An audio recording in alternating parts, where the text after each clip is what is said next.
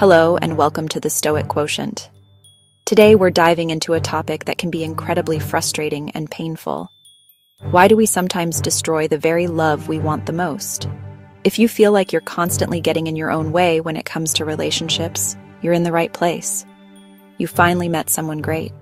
They're kind, consistent, and not a project you need to fix. And it's completely terrifying.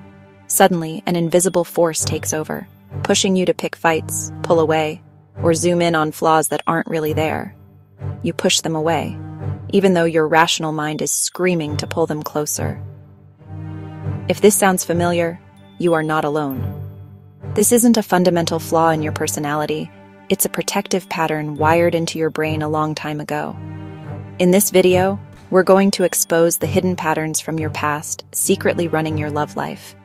And I'll give you the first crucial steps to stop fighting a good thing and finally let yourself have it.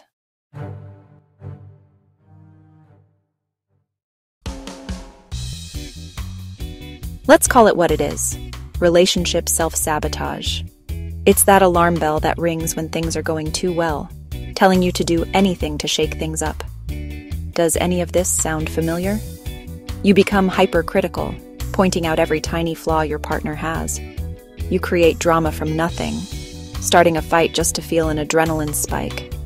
Some of us just withdraw, shutting down emotionally the second a partner tries to get truly close.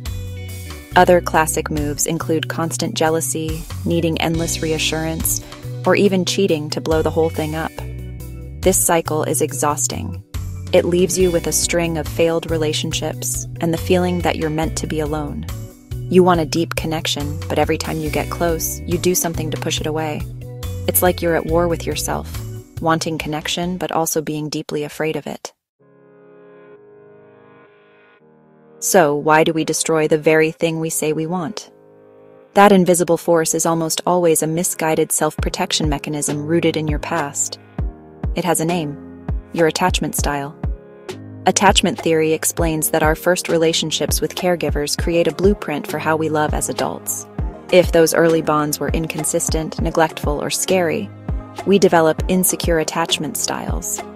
These aren't flaws. They were brilliant adaptations that helped you survive as a kid. The problem is that those old survival strategies are now torpedoing your adult relationships. Insecure attachment styles that lead to self-sabotage generally fall into these patterns. First, there's anxious attachment. Your deepest fear is abandonment.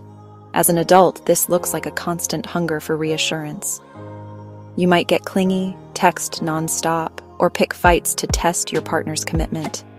These behaviors are designed to pull your partner closer, but ironically, they often end up pushing them away. Next, we have the avoidant attachment style. Your core fear is being engulfed, losing your independence. When a partner gets too close, you feel trapped and use strategies to create distance. This might mean focusing on their flaws, going cold after intimacy, or just keeping them at arm's length. You push love away because true intimacy feels like a threat. Finally, there's fearful avoidant attachment, a painful mix of both. You desperately want to be close to someone, but you're also terrified of it. As an adult, you're stuck in a push-pull dynamic, confusing both you and your partner. Underneath all of these is often a feeling of low self-worth. You sabotage love because, deep down, you don't believe you deserve it. But these patterns are not your fault. They are learned. And anything learned can be changed. Breaking free from these patterns is a journey. The goal is to move toward what's called earned secure attachment, where you consciously build the safety and trust you might not have gotten. Here are the first, most important steps. Step 1. Identify your pattern with curiosity, not judgment. You can't change what you don't see. The first step is to become an observer of yourself. When you feel that urge to pick a fight or pull away, just pause. Ask yourself, what's the feeling underneath this? What is this behavior really trying to protect me from? Instead of beating yourself up, get curious. Step 2. Hit the pause button. Self-sabotage is almost always impulsive. The antidote is to create space between the trigger and your reaction. When you feel that familiar anxiety or the urge to run, just stop. Take one deep breath. That pause is your power. It's the space where you can choose to do something different, to respond with reason rather than react with fear. Step 3. Communicate your fear, not from your fear. This is the most powerful shift you can make. Once you know the fear driving you, learn to talk about that instead of acting it out. For example, if you lean anxious instead of picking a fight, you could pause and say, "My brain is telling me an old story right now that I'm not important to you, and I'm feeling insecure. I could really use a little reassurance." If you lean avoidant instead of shutting down, you could say, "I'm feeling pretty overwhelmed right now and just need some space. It's not about you. Can we reconnect in an hour?" This kind of communication feels vulnerable, but it's the key to breaking the cycle. Step 4. Treat yourself with compassion. Finally, you have to learn to be kind to yourself. You can't shame yourself into changing.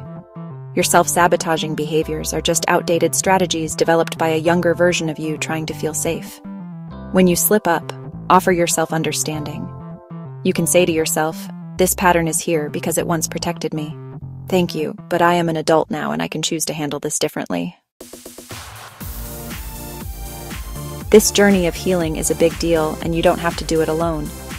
If this video hits home for you, let me know in the comments which attachment style you see in yourself.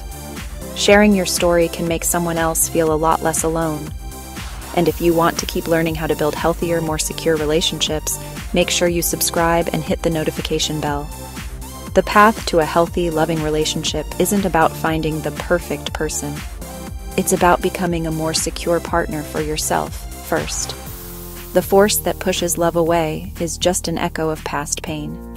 You can't control your past, but you can control your beliefs, judgments, and actions in this very moment. Your past might have created these patterns, but your choices in the present have the power to change them.